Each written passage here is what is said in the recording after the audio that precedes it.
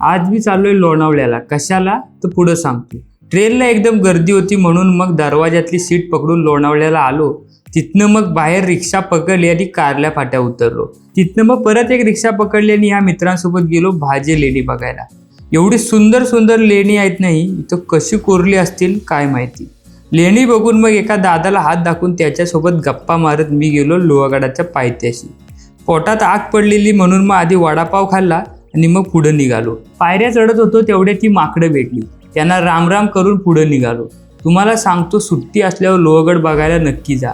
इतक्या सुंदर सुंदर गोष्टी बघायला मिळतात ना इकडं, एकदम भारी. आणि त्या काळातलं बांधकाम आज पण एकदम मजबूत आहे. आणि गडावरनं खाली बघताना ना एकदम मस्त वाटतं.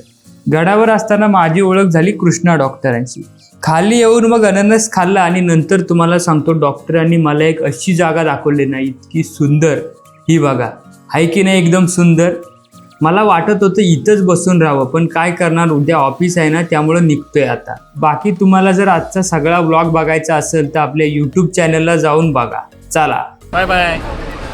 बाय बाय, मिळते नेक्स्ट टाइम. बाय बाय, मिलते हैं नेक्स्ट टाइम.